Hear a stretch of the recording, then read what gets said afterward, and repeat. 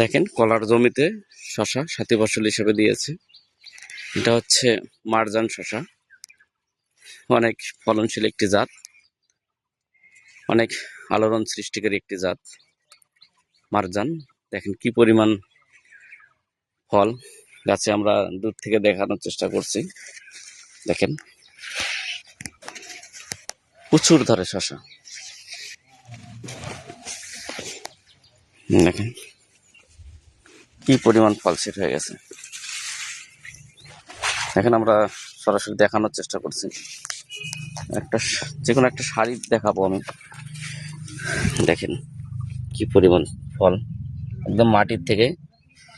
দেখেন আমরা পুরোটা যদি দেখাই, কি পরিমাণ ফল সেট হচ্ছে গাছে। দেখেন সব গাছেই, দেখেন সবগুলো গাছেই যেদিকে তাকাবেন শুধু শশা আর শশা। দেখেন কি পরিমাণ শশা আছে গাছে। এই দেখেন দেখানো যাচ্ছে, সব দিকে যেদিকে দেখবেন শুধু শশা। দেখেন প্রচুর ফল।